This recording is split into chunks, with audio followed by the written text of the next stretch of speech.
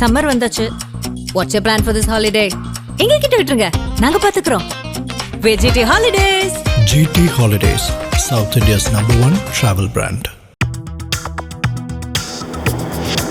Delivering smiles all around the professional careers. Reach us to reach them.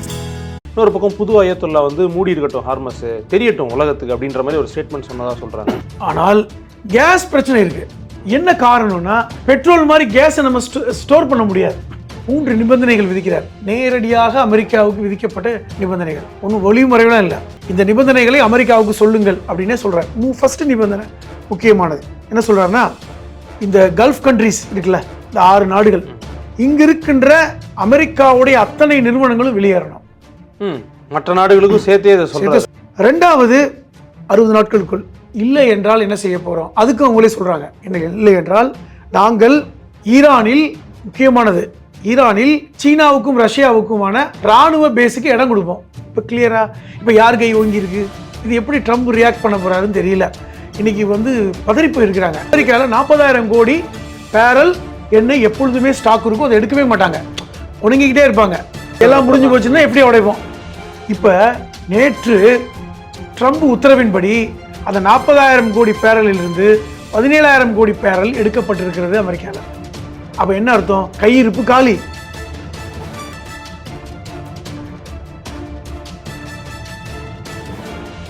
ஆகாயம் நேயர்களுக்கு வணக்கம். Hormuz நீரிணை மூடப்பட்டிருக்கா, திறந்திருக்காங்களா, இந்தியாவுக்கு மட்டும் திறக்கப்பட்டதா செய்திகள் வெளியாச்சு, அப்படிலாம் இல்லை அப்படின்னும் செய்திகள் வந்து அதை கான்ட்ராடிக்ட் பண்ணியும் வெளியாச்சு. உண்மையான நிலவரம் என்ன, நம்ம ஊரில் இருக்கக்கூடிய இந்த கேஸ், பெட்ரோல், டீசல் இந்த இஷ்யூ இப்போ எந்த லெவலில் இருக்குது, விரிவாக பேச போகிறோம். எழுத்தாளர் திரு புதுமடம் ஹலீம் நம்ம கூட இருக்காங்க. வணக்கம் சார். வணக்கம். ஹார்மஸ் வந்து திறந்துட்டாங்க, இந்தியா வந்து பேசியிருக்காங்க அப்படின்னு சொல்லி ஒரு செய்தி. திடீர்னு வந்து ராய்டர்ஸ் அப்படி அந்த கருத்து வந்து இல்லைன்னு சொல்கிறாங்க, இந்தியாவுக்கும் சேர்த்தே மூடப்பட்டிருக்கு அப்படின்னு சொல்கிறாங்க. இன்னொரு பக்கம் புது அயத்துல்லா வந்து மூடி இருக்கட்டும் ஹார்மஸ், தெரியட்டும் உலகத்துக்கு அப்படின்ற மாதிரி ஒரு ஸ்டேட்மெண்ட் சொன்னதாக சொல்கிறாங்க. எக்ஸாக்டாக என்ன நடந்துட்டு இருக்கு சார்? ஹார்மோஸ் வழியாகத்தான் இந்தியாவிற்கு 50-80 விழுக்காடு ஆயில், பெட்ரோலியம் ப்ராடக்ட் எல்லாமே வருது. அதில் மாட்டுக்கிறது இல்லை. அதாவது வெஸ்ட் ஏஷியான்னு சொல்லக்கூடிய இந்த மேற்கு ஆசிய நாடுகளிலிருந்து தான் நமக்கு வருது. அது இதுவரை பார்த்தீங்கன்னா எந்த தடையும் நமக்கு ஏற்படலை, ரெகுலராக வந்துக்கிட்டே இருக்கு. அப்போ இந்த 14 நாட்களாக தான் நமக்கு சிக்கல். இப்போ நேற்று என்ன சொன்னாங்கன்னா, இந்திய கப்பல்களுக்கு மட்டும் அனுமதி கொடுத்துட்டாங்க, நம்ம இந்தியாவோட ராஜதந்திரம் அல்லது வந்து இந்தியா மேலே ஈரானுக்கு இருக்கின்ற கரிசனம், ஏதோ ஒரு ஆஸ்பெக்டில் பேசினாங்க. அது 2 கப்பல்களில் ஒரு கப்பல் இன்னைக்கு மும்பை வந்துருச்சு நேற்று, இன்னொரு கப்பல் 4 மறுநாள் வந்துடும். ஆனால் 2மே அனுமதி கொடுத்து வந்ததில்லை அப்படின்னு சொல்கிறாங்க. ஏன்னா ஒரு கப்பல் பேர் வந்து சூயஸ் மேக்ஸ் அப்படின்ட்டு, அதாவது ஹைசன்லாவ் சூயஸ் மேக்ஸ்னு ஒரு கப்பல். இது லைபீரியா நாட்டுக்கு சொந்தமான கப்பல். இந்தியாவுக்கு வந்து தினம் கப்பல் வந்துக்கிட்டே இருக்கும். எல்லாமே இந்திய கப்பல்கள் கிடையாது, ஆனால் இந்திய கொடியோடு வரும். இப்போ இந்தியாவுக்கு, இப்போ நம்ம இந்திய அரசாங்கத்துக்கு வரணும்னா இந்திய கொடியோடு வரும். இப்போ இந்த சூயஸ் மேக்ஸ்ங்கிற கப்பல் லைபீரியா நாட்டுக்கு சொந்தமான கப்பல். அதனுடைய கேப்டன் இந்தியர் தான் கேப்டன். 20க்கும் மேற்பட்ட இந்திய ஊழியர்கள் வேலை பார்க்குறாங்க, பல்வேறு வெளிநாட்டுக்காரங்கள் வேலை பார்க்குறாங்க. அதில் பாகிஸ்தான், பங்களாதேஷ்காரங்க நிறைய பேர் வேலை பார்ப்பாங்க. பொதுவாக கப்பல்களில் ஒரு நாட்டுக்காரங்களாம் வேலை பார்க்க மாட்டாங்க. அது வந்து இந்தியாவுக்கு சொந்தமானது அப்படி கிடையாது, ஒர்க் பண்ணுறது ஒரு அவ்வளோதான். மற்றபடி அது இந்தியாவுக்காக பொருளை ஏற்றிட்டு வராங்க.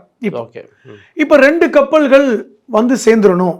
இன்னொரு கப்பல் வந்து இந்தியாவோட கப்பல், புஷ்பக்னு ஒரு கப்பல், அந்த பேரை பார்த்தா தெரிஞ்சிடும், இந்தியாவோட கப்பல். அதுவும் ஹார்மோஸை தாண்டிடுச்சு. அப்போ இந்த 2 கப்பலும், ஒரு கப்பல் வந்து சேஃபாக வந்துருச்சு, இன்னொரு கப்பல் இன்னொரு நாளில் சேஃபாக வந்துடும். ஏன்னா ஹார்மோஸ் எல்லாம் தாண்டிடுச்சு. இப்போ என்ன சொன்னாங்கன்னா, இந்தியாவுக்காக திறந்து விடப்பட்டதா அப்படின்னு கேட்டால், நீங்கள் சொன்னீங்க, ஈரானுடைய புதிய உச்சபட்ச தலைவர் மொஜிடபா அலி காமேனி, ஆக்சுவலாக முஸ்தபா நம்ம சொல்லுவோம், அவங்க ஊர் அந்த ஈரானிய அந்த மொழியில மொஜிதபா அப்படின்னு சொல்லுவாங்க. அப்போ நம்ம வழக்கமாக சொல்லுவோம் முஸ்தபா அலி காமேனி. இப்போ இந்த அலி என்ன சொல்றாருன்னா, இனி யாருக்கும் இந்த ஹார்மோஸ் திறந்து விடப்படாது. நிறைய பேர் இந்த ஹார்மோஸையும் சுயஸையுமே வந்து மிக்ஸ் பண்றாங்க. 2 சின்ன இடம் தான். என்னன்னா, சூயஸ்ங்கிறது எகிப்துல இருக்கு. சூயஸ் கெனால் வந்து எகிப்துக்கும் இஸ்ரேலுக்கும் பக்கத்துல இருக்கு. ஹார்மோஸ் வந்து ஃபுஜேரா, அது அரபு அமீரகத்துக்கும் ஈரானுக்கு நடுவில் இருக்கு. இந்த சூயஸ் கால்வாய்ங்கிறது ஐரோப்பியா வழித்தடம், அதுல ஒன்றும் சிக்கல் இல்லை. ஆனால் நீங்க வந்து ஐரோப்பா போறதுக்கு எப்படின்னா ஹார்மோஸ் வந்துட்டு திருப்பி சூயஸ் வந்துட்டு போகும்.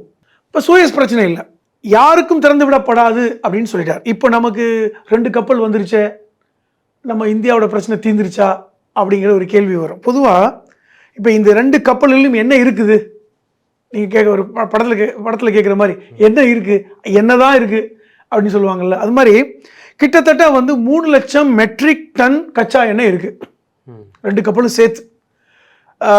இப்போ வந்து சேர்ந்த கப்பலில் கிட்டத்தட்ட 1.5 லட்சம் மெட்ரிக் டன் இருக்கும். இப்போ வருகின்ற அந்த புஷ்பக் இதில் வந்து ஒரு 1.5 லட்சத்துக்கு கொஞ்சம் கூடுதலாக இருக்கும். 2 சேர்த்து புட்டுகதர் ஒரு 3 லட்சம் கச்சா எண்ணெய் இருக்குது. இன்னும் நம்ம உடச்சி பேசுகிறதா இருந்தால் இப்போ 2 சேர்த்து ஒரு 40 லட்சம் இது 27 லட்சம் பேரல் இருக்கும். ஓகே, 27 லட்சம் பேரல். இப்போ இந்த கணக்கை பார்த்தோன்னே அதான் நமக்கு வந்துருச்சே, 27 லட்சம் பேரல் உள்ளே வந்துருச்சா, வெற்றியா, எவ்வளோ ஆயில வந்துருச்சப்பான்னு. ஆனால் தினம் தினம் நமக்கு யூசேஜ் எவ்வளவு தெரியுமா, கிட்டத்தட்ட 40 லட்சம் பேரல். ஓகே, அப்போ இந்த 20 லட்சம் பேரலை வச்சு நீங்கள் ஒரு 12 மணி நேரம் 13 மணி நேரம் சமாளிக்க முடியும். அவ்வளோதான் கணக்கு. இப்போ எப்படி சமாளிக்கிறாங்க, இப்போ ஹார்மோஸில் நம்முடைய கப்பல்கள் 28 கப்பல் நிற்கிது இந்திய கொடியோட. அதில் மட்டும் கிட்டத்தட்ட 37 லட்சம், அதாவது 3.78 லட்சம், 3.25 கோடி பேரல் இருக்கு. 3.25 கோடி பேரல் இருக்கு. இது நமக்கு தோராயமாக ஒரு மாதத்துக்கு வரும். அது வழக்கமாக வர்றது. இப்போ ஏற்கனவே நம்மள்ட்ட ஸ்டாக்கு ஒரு 10லிருந்து 1 மாதம் வரைக்கும் தான் ஸ்டாக் இருக்கு. இப்போ இதை நீங்கள் புரிஞ்சுக்கணும். அப்போ ஒரு மாதத்துக்கான ஸ்டாக்கு தான் இந்தியாவில் இருக்கு. நான் சொல்றது பெட்ரோலை 1 மாதம். இப்போ வந்து ஒரு 10 கோடி பேரல் நம்ம ஸ்டாக் பண்ணலாம், அவ்வளோதான் நம்ம கெப்பாசிட்டி. 10 கோடி பேரல் அது வந்து நமக்கு 1 மாத காலத்துக்கு வரும். இதுக்கிடையில தினம் 2 கப்பல் 3 கப்பல் வந்துக்கிட்டே இருக்கும். அதன் மூலமாக வந்து பார்த்தீங்கன்னா என்ன ஆகுனா, கிட்டத்தட்ட நம்மளுடைய தேவை மட்டும் 58 லட்சம் பேரல் ஒரு நாளைக்கு ஆவரேஜா. அப்போ ஒரு நாளைக்கு வந்து ஒரு 3 கப்பல் 4 கப்பல் வந்தே ஆகணும். இதுதான் கணக்கு. இப்போ அதனால தான் கடலில் ஒரு 28 கப்பல் நிற்கிது. இப்போ இது எல்லாமே ஸ்லோ ப்ராசஸாக வந்துகிட்டே இருக்கும். இட்ஸ் அ கண்டினியூஸ் ப்ராசஸ், அவ்வளோதான். இதில் எந்த சிக்கலும் இது வரைக்கும் நமக்கு இல்லை. ஏன்னா ஆயில் ஏற்றுறாங்க வருது, இங்கே விற்கிறாங்க, ஆயில் ஏற்றுறாங்க வருது விற்கிறாங்க. நம்ம ஸ்டாக்குமே அவ்வளோதான் வச்சுக்க முடியும். இதுதான் நமக்கானது. இப்போ 1 மாதம் தாக்கு பிடிக்கும். இப்போ இன்றைக்கி அரசாங்கம் சொல்கிறாங்க ஆயில் இது பெட்ரோல் பிரச்சனை இல்லை. அஃப்கோர்ஸ் பெட்ரோல் பிரச்சனை இப்போ இல்லை. இன்றைக்கி பெட்ரோல் 2 நாளைக்கு முன்னாடி சென்னையிலலாம் பெட்ரோல் வாங்கவே முடியாது, அந்த அளவுக்கு கியூ நின்றது. இப்போ அரசாங்கம் இல்லைங்க பயப்படாத பெட்ரோல் இருக்குது அப்படின்னு சொன்னோன்னா இப்போ கொஞ்சம் நார்மலாக இருக்குது. ஆனால் கேஸ் பிரச்சனை இருக்குது. என்ன காரணம்னா, பெட்ரோல் மாதிரி கேஸை நம்ம ஸ்டோர் பண்ண முடியாது. ஓகே, சிக்கல் என்னென்னா ரொம்ப நாளைக்கு ஸ்டோர் பண்ண முடியாது, வர கொடுத்துக்கிட்டே இருக்கும். இப்போ அதை நம்ம பெரும்வாரி எங்கே வாங்கணும், 80லேருந்து 90% வெஸ்ட் ஏஷியாவில் தான் வாங்கணும். அது வந்து கப்பல் மூலமாக வந்துக்கிட்டே இருக்கும் தனியாக. அப்போ அந்த கப்பல் வந்து தடைப்பட்டு போயிருக்கு. நமக்கு வந்து இப்போவுமே கையிருப்பு வந்து பார்த்திங்கன்னா குறைஞ்சிக்கிட்டே வருது. அதுவும் இன்றைக்கி இன்னும் ஒரு 10 நாள் 15 நாள் தான் தாக்கு பிடிக்கும். அதுக்குள்ளே வரணும். சிச்சுவேஷனை புரிஞ்சுக்கிறதுக்காக சொல்கிறேன். நான் வந்து மக்கள் பேனிக் ஆகிடக்கூடாதுன்னு சொல்லலை. Situation is there. அப்போ இந்த சிச்சுவேஷன் அடிப்படையில் தான் நம்ம வந்து இன்றைக்கி என்ன செய்கிறோம், பல்வேறு வேலைகளை செய்கிறோம். அமெரிக்காவில் பேசியிருக்கோம், அங்கேருந்து வருன்றாங்க. மற்ற நாடுகளில் வாங்குகிறோம், ரஷ்யாவில் வாங்குகிறோம், எல்லாமே வாங்குகிறோம். நம்ம என்ன நேற்று ஃபுல்லாக ஊடகங்கள் பேசினாங்க அப்படின்னா, நமக்கு மட்டும் ஸ்பெஷலாக ஈரான் வழி விட்டுட்டாங்க, சீனாவுக்கு இந்திய கப்பல்களுக்கு அனுமதி. ஆனால் அப்படி விடலை. ஏன்னா நம்ம செஞ்ச வேலை அப்படி. இப்போ நம்ம இந்த போர் நடப்பதற்கு 2 நாளைக்கு முன்னாடி பிரதமர் மோடி இஸ்ரேல் போனாரா, அது போயிருக்க வேண்டியதில்லை. போனவர் சும்மா வந்திருக்கலாம். இந்தியா எங்களுடைய தாய் நாடு, இஸ்ரேல் எங்கள் தந்தை நாடுன்னு சொல்லிட்டு வந்தார். அது ஈரானில் கடுங்கோபத்தை ஏற்படுத்தினதா சொல்கிறாங்க. இது போக வேண்டிய அவசியம் இல்லை. அவங்க என்ன நினச்சாங்கன்னா, இவர் போனது வந்து வேற விஷயத்துக்கு போனாருன்னு சொல்கிறாங்க. நம்ம வந்து ஆனால் ஒரு டிப்ளமேட்டிக் மீன்ஸில் தானே சார் 2 நாட்டையுமே வச்சு என்ன டிப்ளமேட்டிக் இது பண்ணுறோம். டிப்ளமேட்டிக்னா உங்கள்கிட்ட வந்து கரெக்டாக இருக்கணும். 2 பேர்ட்டையுமே வந்து ஓகேனா அது என்ன டிப்ளமேட்டிக். இப்போ நீங்கள் இஸ்ரேல்கிட்ட இவ்வளோ வார்த்தைகளை பேசியிருக்க தேவையில்லை, இவ்வளோ சொல்ல தேவையில்லை. அடிப்படையில் ஈரான் கப்பல் வேற தாக்குதல் நடந்தனா இந்தியாவில், அமெரிக்கா, அதுக்கு நம்ம வந்து ஒரு கண்டனத்தை கூட தெரிவிக்கல. இந்திய பெருங்கடலில் அலி அயதுல்லா கமேனி கொல்லப்பட்டதுக்கு அப்புறம் நம்ம ஒரு கண்டோலன்ஸே 5 நாளுக்கு அப்புறம் தெரிவித்தோம். அது எந்த விதத்தில் சரி? ஒரு வீட்டில் இறப்பு ஏற்பட்டால் நீங்கள் கண்டோலன்ஸ் 5 நாளுக்கு அப்புறம் சொல்லுவீங்களா? இமீடியட்டாக சொல்ல மாட்டோமா? அதுவே ஒரு முரண்பாடு. இப்போ நேற்று பாராளுமன்றத்தில் நடந்த விஷயங்கள் சொல்லப்போனால், நேற்று பாராளுமன்றத்தில் தான் இது ஒரு மோசமான சிச்சுவேஷன் இருக்குங்கிறது அரசு ஒத்துக்கிட்டதை பார்க்குறோம். இப்போ நீங்கள் கேட்டீங்க, புதிய தலைவர் முஸ்தபா அலி கமேனி 3 விஷயங்களை பேசியிருக்கார். அது என்ன? அது முக்கியமானது. 3 விஷயங்களை பேசுறார். அவர் சொல்ல போனா அவர் தந்தை கொல்லப்பட்டு இப்பதான் 12 நாள் தான் ஆயிருக்கு. அவர் தந்தையோடு அவர் தாய் இறந்து போயிட்டாங்க. இந்த முஸ்தபா அலி கமேனியுடைய மனைவி கொல்லப்பட்டாங்க. அவருடைய மகன் கொல்லப்பட்டிருக்காரு. முஸ்தபா அலியுடைய சகோதரி கொல்லப்பட்டிருக்காங்க. இதெல்லாம் அவங்க தந்தையோட கொல்லப்பட்டிருக்காங்க. இப்போ இந்த துக்கம் வந்து ஈஸியான நினைச்சு பாருங்க. ஒரு குடும்பத்தில் இத்தனை பேர் பழி கொடுத்துட்டு இவர் பதவிக்கு வந்திருக்கார். இது பதவிக்கு விட இந்த பொறுப்பு எடுத்திருக்கார். அப்போ இது எவ்வளவு தூரம் வரை பாதிச்சிருக்கும் நீங்கள் நினைக்கணும். தந்தை, தாய், மனைவி, சகோதரி, மகன் இத்தனை பேரும் ஒரே நாளில் கொல்லப்பட்டிருக்காங்க. அவருடைய தாயார் ஒரு 4 நாளுக்கு அப்புறம் மருத்துவமனையிலேருந்து இறந்து போயிட்டாங்க அந்த சம்பவத்தில். அப்போ இவருமே காயப்பட்டிருக்கிறதா சொல்கிறாங்க. அந்த சமயத்தில் இவருக்குமே காயப்பட்டிருக்கு, கால் கை அடிபட்டிருக்குன்னு சொல்கிறாங்க. இருந்தாலும் அவர் உச்சபட்ச தலைவராக பொறுப்பேற்றிருக்கார். இப்போது அவர் வந்து நேற்று தான் வெளிப்படையான 3 விஷயங்களை பேசியிருக்கார். அவங்களுடைய ஊடகத்தில் அவர் பேசுனதை காமிக்கல. அவர் சொன்ன செய்தியை அந்த அவருடைய ஸ்போக்ஸ் பர்சன் சொல்கிறாங்க. இந்த மாதிரி முஸ்தபா அலி கமேனி இந்த விஷயங்களை சொல்கிறாங்க. அதை நான் படிக்கிறேன். அவர் சொன்ன விஷயத்த இவங்க வந்து ஜஸ்ட் டெலிவர் பண்ணுறாங்க. ஆமாம், டிகோட் பண்ணுறாங்க. 12 நிமிஷம் ஸ்பீச். அதில் 6 நிமிடம் வந்து கிட்டத்தட்ட ஈரானுடைய பாதிப்பு, ஈரான் மக்களுடைய ஒற்றுமை, ஈரான் எப்படிப்பட்ட ஒரு துயரமான சூழல் இருக்குது, என்ன மாதிரியான துயரமான சூழலில் நான் பொறுப்பேற்றிருக்கேன், எல்லாத்தையும் பேசுகிறார். அடுத்த 6 நிமிஷம் தான் 3 நிபந்தனைகள் விதிக்கிறார். நேரடியாக அமெரிக்காவுக்கு விதிக்கப்பட்ட நிபந்தனைகள். ஒன்றும் ஒளிமுறையெல்லாம் இல்லை. இந்த நிபந்தனைகளை அமெரிக்காவுக்கு சொல்லுங்கள் அப்படின்னே சொல்கிறார். ஃபர்ஸ்ட் நிபந்தனை முக்கியமானது. என்ன சொல்கிறாருன்னா, இந்த GCC நாடுகள்னு சொல்லக்கூடிய இந்த கல்ஃப் கண்ட்ரிஸ் இருக்குல்ல, இந்த 6 நாடுகள், இங்க இருக்கின்ற அமெரிக்காவுடைய அத்தனை நிறுவனங்களும் வெளியேறணும். மற்ற நாடுகளுக்கும் சேர்த்தே சொல்றார். இப்போ துபாயில், அபுதாபியில், அந்த அரபு அமீரகத்தில், சவுதி அரேபியாவில், கத்தரில், பஹ்ரைனில், ஒமானில், குவைத்தில், இப்படி இந்த அரபு வளைகுடா நாடுகளில் இருக்கின்ற அத்தனை அமெரிக்க இராணுவ பேஸில் இருக்கிறது உடனே காலியாகணும். ஒன்று, அமெரிக்க நிறுவனங்களும் காலி பண்ணணும். இன்வெஸ்ட்மெண்ட்ஸ் எல்லாமே யார் இருக்கக்கூடாது, அமெரிக்கன்ஸ் இருக்கக்கூடாது. இதுக்கு 30 நாள் டைம். 30 நாள் பேச்சுவார்த்தைலாம் இல்லை. Start from today. இப்போ இன்னைக்கு 2 நாள் ஆயிடுச்சு, இன்னும் 28 நாள் தான் டைம். இப்படி இது ஒரு கண்டிஷன். இது முக்கியமாக அமெரிக்காவுக்கு ஒன்று. ரெண்டாவது, 1979 அவங்க மேலே வந்து தடை, ஒரு பொருளாதார தடை விதிக்கப்பட்டிருக்கு அமெரிக்காவில். இப்போ இந்த ஈரான் புரட்சி நடந்தது, உங்களுக்கு தெரியும். அந்த ஈரான் புரட்சி நடந்ததுக்கு அப்புறம் தான் இந்த அரசாங்கம் வந்தது. அதாவது அது ஆரம்ப கொமேனியுடைய அரசாங்கம் வந்தது. அதுக்கப்புறம் தான் அந்த கொமேனி, இப்போ வந்து முஸ்தபா. அப்போ இந்த 40 வருடங்களாக அமெரிக்கா அவர்கள் மேல் பொருளாதார தடை விதித்திருக்கிறது. இந்த தடை 60 நாட்களுக்குள் நீக்கப்படணும். அதுவும் ஸ்டார்ட் ஃப்ரம் டுடே. இப்போ இன்னும் 2 நாள் போயிடுச்சு, இன்னும் ஒரு 58 நாளில் நீக்கப்படணும். அதில் என்னென்ன இருக்குன்னா, இந்த வங்கி கட்டுப்பாடு, இந்த பொருளாதார தடையில் என்னென்ன இருக்கும், வங்கி கட்டுப்பாடு, டாலரில் பிஸ்னஸ் பண்ண முடியாது, டாக்ஸேஷன் ப்ராப்ளம், தொழில்நுட்பம் கிடைக்காது. இப்போ நீங்கள் வந்து வளர்ந்த நாடுகள் வந்து தொழில்நுட்பம் கொடுக்க மாட்டாங்க. அமெரிக்காவுக்கு பயந்தே பல நாடுகள் அவங்களோட எந்த ஏற்றுமதி இறக்குமதி பண்ணலை. அவங்க லிமிட்டடாக வச்சுக்கிட்டதே வந்து ரஷ்யாவும், சீனாவும், வடகொரியா, இந்தியா, துருக்கி, மலேசியா, இப்படி சில இஸ்லாமிய நாடுகள், இவங்க தான் அவங்களுக்கு வியாபார பங்குதாரர்களாக இருக்காங்க. அப்போ இந்த தடை நீக்கப்படணும் 60 நாட்களுக்குள்.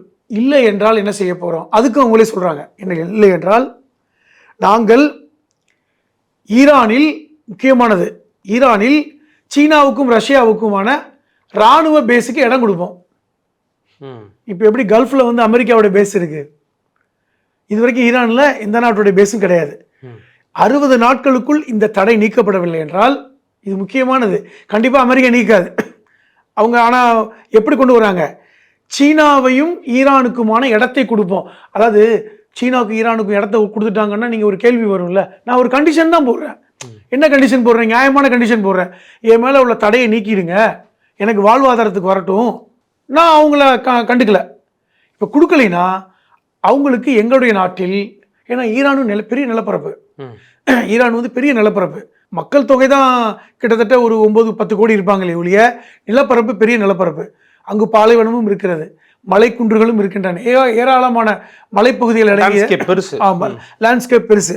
சீனாவுக்கும் ரஷ்யாவுக்கும் எங்களுடைய ஒப்பந்தங்களின்படி ஏற்கனவே ஒப்பந்தம் போட்டாச்சு.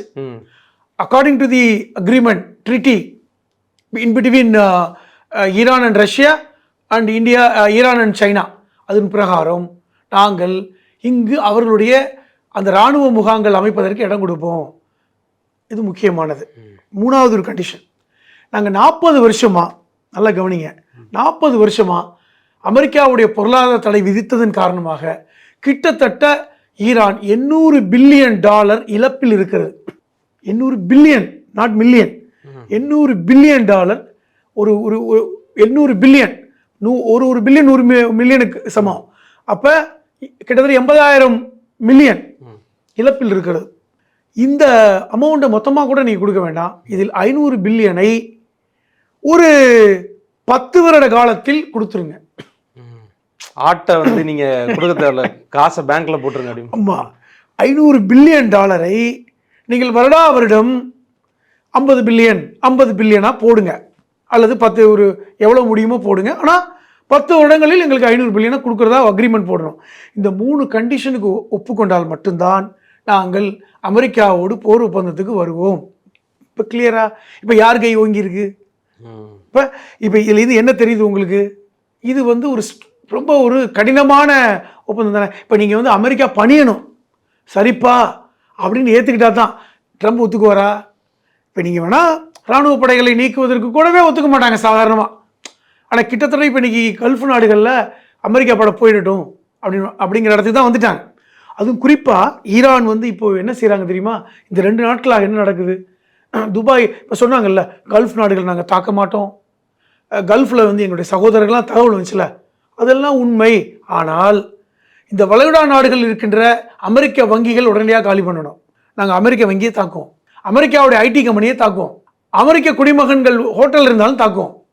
இந்த வளைகுடா நாடுகள்லையும் உன்னுடைய காற்று கூட படக்கூடாது சொல்லுவாங்கல்ல, உன் காற்று மூச்சு கூட என் வீட்டு பக்கம் வரக்கூடாது. அந்த மாதிரி ஃபஸ்ட்டு கண்டிஷன். இது 30 நாள் தான் டைம். இந்த 30 டேஸ் டைம் கொடுக்குற அளவுக்கு இன்றைக்கி போகிறாங்கன்னா இது ஒரு கிட்டத்தட்ட ஒரு strong retaliation to America, to Trump. இது எப்படி ட்ரம்ப் ரியாக்ட் பண்ண போகிறாருன்னு தெரியல. இன்றைக்கி வந்து பதறி போயிருக்கிறாங்க. எப்படி பதறி போயிருக்காங்க நீங்கள் கேட்கலாம். பதறி போயிட்டாங்கன்னா என்ன அவங்க ரியாக்ட் பண்ணாங்க? அமெரிக்காவில் குரூட் ஆயில், அந்த கச்சா எண்ணெய் ஸ்டோரேஜ் எப்போவுமே இருக்கும் இந்தியா மாதிரி. எப்படி வச்சுருப்பாங்கன்னா கிட்டத்தட்ட 40,000 கோடி பேரல் வச்சுருப்பாங்க ஸ்டாக். இப்போ நம்ம ஒரு 10,000 கோடி வச்சுருக்கோம்ல, அது மாதிரி அமெரிக்காவில் 40,000 கோடி பேரல் எண்ணெய் எப்பொழுதுமே ஸ்டாக் இருக்கும். அதை எடுக்கவே மாட்டாங்க, புணங்கிக்கிட்டே இருப்பாங்க. ஒரு டெபாசிட் மாதிரி இருக்கும், எஃப்டி மாதிரி இருக்கும். நம்ம எஃப்டி எப்போ உடைப்போம்? கஷ்டமான காலத்தில் மேக்ஸிமம் லிமிட் எல்லாம் முடிஞ்சு போச்சுன்னா எஃப்டி உடைப்போம். இப்போ நேற்று ட்ரம்ப் உத்தரவின்படி அந்த 40,000 கோடி பேரலிலிருந்து 17,000 கோடி பேரல் எடுக்கப்பட்டிருக்கிறது அமெரிக்காவில். அப்போ என்ன அர்த்தம்? கையிருப்பு காலி. இப்போ டெபாசிட்லேருந்து 17,000 கோடி இப்போவே போர் நடந்து 2 வாரம் தான் முடிஞ்சிருக்கு. 17,000 கோடி எடுக்க சொல்லியிருக்காங்க. டெபாசிட் காலியா? இது எத்தனை நாளைக்கு தாங்கும்? அங்கேயுமே தினம் தினம் தேவைப்படும். இப்போ நீங்கள் கூட கேட்கலாம், வெனின்சுலான்னு ஒரு நாட்டை பிடிச்சிட்டு வந்தாங்களே, அங்கே வந்து தானே உலகத்திலே பெரும் குரூட் ஆயில் இருக்குது, அங்கே தானே இருக்குது. அஃப்கோர்ஸ் இருக்குது. ஆனால் இது என்ன முட்டாள்தனம் செஞ்சுருக்குன்னு அமெரிக்கா, அங்கே வெனின்சுலாவில் அந்த ரிவர் கீழே இருக்குது, அது எடுப்பதற்கு 5 வருஷம் ஆகுமா? அந்த ப்ராசஸ் பண்ணுறதுக்கு ஒரு 5 வருஷம் கழிச்சு தான் அவ்வளோ எடுக்க முடியும். ஏன்னா அந்த டெக்னாலஜியை வந்து இப்போ தான் பயன்படுத்துகிறாங்க. அங்கே இருக்குங்கிறத கண்டுபிடிச்சு டெபாசிட் இருக்கு. ஆனால் இப்போ 5 வருஷத்துக்கு என்ன பண்ணுவீங்க? ஏன்னா நாங்கள் 5 வருஷத்துக்கு அப்புறம் பிரியாணி கொடுத்தா, 5 நாளைக்கு அப்புறம் பிரியாணி தந்தால் பசிக்கிறவன் என்ன பண்ணுவான்? அந்த மாதிரி கணக்கு தான். அப்போ அமெரிக்காவால் இங்கே இந்த சமாளிக்க முடியல அப்படிங்கிறது. அடுத்த விஷயம், இந்த இராணுவ வீரர்கள் கொல்லப்பட்டிருக்காங்க. இது ஒரு பக்கம். ஏன்னா அமெரிக்கா வந்து நாங்கள் தான் அடிச்சிட்டோம், முடிச்சிட்டோம், ஈரானை காலி பண்ணிட்டோம், அங்கே வந்து காடா போச்சு, இனி அடிக்கிறதுக்கு ஒன்றுமே இல்லை, இனி ஒன்றுமே இல்லை, பாவம் விட்டுறலான்னு பார்க்குறோம். ட்ரம்ப்பும் சொல்கிறாங்க டார்கெட் எதுவுமே இல்லை சொல்கிறேங்க, பாவம் விட்டுறலான்னு பார்க்குறோம். ஆனால் பின்னாடி முதுகு கிழிஞ்சிருக்கு. நீங்கள் முன்னாடி பக்கம் இருந்து பேசுகிறீங்க, உங்கள் முதுகு கிழிஞ்சிருக்குங்க, கோட்டை போட்டு மறைச்சிருக்கீங்க, நீங்கள் பேசுகிறீங்க பாவங்க அடி வாங்கிட்டாங்க அப்படின்னு. திரும்பினா தானே தெரியும் உங்கள் அடி எவ்வளவுன்னு. ஆனால் அப்போ சரி, அடி வாங்கினவே இப்படி கண்டிஷன் போடுவானா? நான் கேட்குறேன், ஒரு அடி வாங்கினவன் வா அந்த அந்த அந்த வான் அந்த அது எல்லாமே முடிஞ்சு போச்சு, ஏர்ஃபோர்ஸ் காலி, நேவி காலி, எல்லா கப்பலையும் தாக்கிட்டோம், அங்கே இருக்கின்ற எல்லா ஆயில் கிடங்கையும் தீ வச்சு கொளுத்திட்டோம், ஆயுதம் ஏவுகணை மூலமாக தாக்கிட்டோன்னு சொல்கிறீங்கல்ல, அப்படி சொல்கிறவன் எப்படி கண்டிஷன் போடுவான்? என்ன சொல்லுவான்? ஒரு நிபந்தனைக்கு வருவான்ல, ஓகே விட்டுருவோம், போர் நிறுத்தம் வருவோம், 1 மாதத்துக்கு அப்புறம் பார்த்துக்கலாம், பேச்சுவார்த்தை நடத்துவோம் தானே வருவான். இந்த நிபந்தனைகளை கூட எங்கே வச்சு பேசுவாங்க? பேச்சுவார்த்தையும் போது அந்த நிபந்தனைகள் சொல்லுவாங்க. யாராவது நிபந்தனைகளை நான் சொல்லிட்டேன், அது இப்போவே ஸ்டார்ட் ஆயிடுச்சு அப்படின்னு கண்டிஷன் யார் போடுவான்? கெடு வைக்கிறாங்களோ? கெடுவே வச்சுட்டாங்க. 30 days கெடுங்க, அதில் 2 நாள் போயிடுச்சு. ட்ரம்ப் யோசிக்கிறதுக்கு இன்னும் 27-28 நாள் தான் இருக்கு. அப்போ இப்படி ஒருத்தன் சொல்கிறான்னா அவன் எவ்வளோ தூரம் வந்து கோவத்தில் இருக்கான், எவ்வளோ தூரம் கடுங்கோவத்தில் இருக்கான் அப்படிங்கிறது புரியுது. நீங்கள் கூட அவனுடைய கம்ப்ளீட் அந்த எல்லாத்தையுமே அழிச்சிட்டேன்றீங்க. ஆனால் நேற்று உக்கிரமாக தாக்கிக்கிட்டே இருக்கான். நேற்று மட்டும் 200 ஏவுகணைகள் வந்து விழுந்திருக்கு இஸ்ரேலில். இப்போ இன்றைக்கி CNN நியூஸ் இந்தியாவில் வந்த செய்தியில் நான் பார்க்குறேன், அதில் CNN நிருபர் ரொம்ப ரகசியமாக எடுத்த ஒரு வீடியோ வெளியே வருது.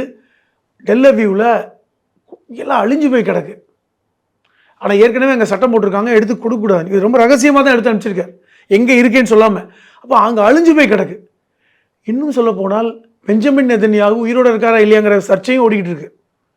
அதுவும் தெரியல, அதுவுமே இன்னும் வெளியே வரல. அவர் வந்து ஜெர்மனுக்கு தப்பிச்சு போயிட்டாரு அப்படின்றாங்க. இல்லை பக்கத்தில் இருக்கின்ற தீவுக்கெல்லாம் தப்பிச்சு போயிட்டாங்க அப்படிங்கிறது மாதிரிலாம் பேசுகிறாங்க. இன்ன வரைக்கும் தெரியல, இன்ன வரைக்கும் சரியான நபர்கள் வெளியே வந்து பேசலை.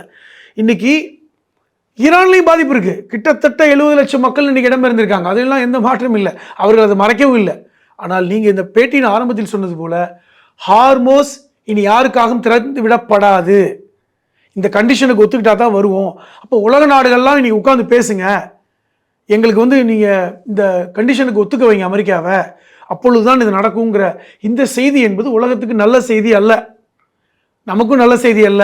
நம்முடைய 28 கப்பல்கள் தத்தளிச்சு போய் இருக்கு. 2 கப்பல்கள் எப்படி வந்துச்சுன்னு சொல்லி இந்த கேப்டன் சொல்லியிருக்காருங்க.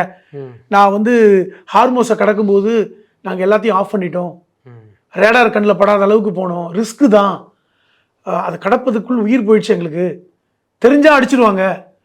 அப்போ ரிஸ்க் எடுத்து கொண்டு வந்திருக்காரு அவர். அந்த கப்பல் வந்து ஒரு ரிஸ்கில் தான் வந்திருக்கு. ஆனால் அதுக்குள்ளே எங்கள் செய்திகள் எப்படி போட்டாங்க, ஈரான் அரசாங்கம் இந்தியாவுக்காக திறந்து விட்டது, என்ன மாதிரி தவறான ஒரு செய்தி. அதைத்தான் இன்றைக்கி நம்ம வந்து மறுக்கிறோம். பட் பேச்சுவார்த்தை நடத்தணும். இன்றைக்கி வெளியுறவு அமைச்சர் அப்பாஸ் அராக்கியோட ஜெய்சங்கர் பேச போகிறதா சொல்கிறாங்க. பேசட்டும், நல்லது நடக்கட்டும். ஏன்னா சிலிண்டர் புக் பண்ண முடியல, ஒவ்வொரு இந்திய குடிமகனும் கஷ்டப்பட்டு இருக்காங்க. ஏங்க இன்னைக்கு வட இந்தியாவில் உத்தரப்பிரதேசத்தில் பாஜக ஆட்கள் எல்லாம் சிலிண்டரை பதுக்கி வைக்கிறாங்கன்னு சொல்லி கைது பண்ணியிருக்காங்க. எல்லா இடங்களையும் சிலிண்டரை பதுக்கி வைக்கிறாங்க பிளாக்ல. அப்போ இது எவ்வளோ மோசமான ஒரு சிச்சுவேஷன் போயிட்டு இருக்குன்னு நினைக்கிறீங்க? அதுவும் நடந்துகிட்டு இருக்கு. ஹோட்டல்ஸுக்கு கொடுக்கறது இல்லை. இப்போ வீட்டுக்கு பயன்படுத்துகிற சிலிண்டரை ஹோட்டல் பயன்படுத்தினா பிரச்சனை, ஃபைன் வரும். பதுக்கி வைத்தாலே உங்களுக்கு வந்து உங்களை வந்து அரெஸ்ட் பண்ண முடியும். பதுக்கல் தடுப்பு சட்டம் வர நாடு முழுக்க அமல்ல இருக்கு. உங்களை வந்து இம்மீடியட்டாக அரெஸ்ட் பண்ணலாம், விசாரணையெல்லாம் பண்ண தேவையில்லை. அந்த மாதிரியான மாவட்ட ஆட்சியருக்கு அனுமதி கொடுத்துருக்காங்க, கைது பண்ண முடியும். இருந்தும் பதுக்கல் நடக்குது. இங்கே இப்போ வந்த செய்தி ஒரு 500 தமிழ்நாட்டில் பதுக்கியிருக்காங்கன்னு கூட சொல்கிறாங்க. இது பல்வேறு விஷயங்கள் போயிட்டு கொண்டிருப்பது என்பது எல்லாமே இது வந்து ஒரு மோசமான சிச்சுவேஷன். நம்ம அரசு சொன்னது மாதிரிலாம் வந்து ஒன்றும் சால்வ் ஆகலை, ஆனால் ஆகணும். Situation is very tough. அது இந்த நிபந்தனைகளை அமெரிக்கா ஒத்துக்குமான்னு தெரியல. நம்ம இப்போ தான் ஒரு பெரிய டிப்ளமேட்டிக்கான ஒரு மூவை நகர்த்தணும், ஈரானோட பேசணும், இதை சரி பண்ணணும் அப்படிங்கிறது தான். இல்லை என்றால் நமக்கு இன்னும் ஒரு 10 நாட்களுக்குள் இந்த situation will be very tough. அதுதான். ஆனால் பேனிக் ஆகக்கூடாதுன்னு அரசு சொல்கிறாங்க, நம்மளும் நம்புவோம். ஆனால் இருக்கிற சிச்சுவேஷனை வருகின்ற செய்திகளை பார்த்தால் அடிப்படையில் பயமாக இருக்கிறது என்பதுதான். ஓகே. ஏன்னா பெட்ரோல் பங்க்ல வந்து கியூ ரோடை தாண்டி நிற்கிது, ஒரு பெரிய கியூ நிற்கிது. மேபி இதுலேருந்து உங்களுக்கு சில இன்ஃபர்மேஷன் கிடச்சிருக்கும்னு நினைக்கிறேன். உங்களுடைய நேரத்துக்கும் கருத்துக்களுக்கும் ரொம்ப நன்றி சார். நன்றி, வணக்கம். சம்மர் வந்தாச்சு. What's you plan for this holiday? எங்க கிட்ட விட்டுருங்க, நாங்க பாத்துக்கிறோம். VGT Holidays. GT Holidays, South India's #1 travel brand. Delivering smiles all around, the professional couriers. Reach us to reach them.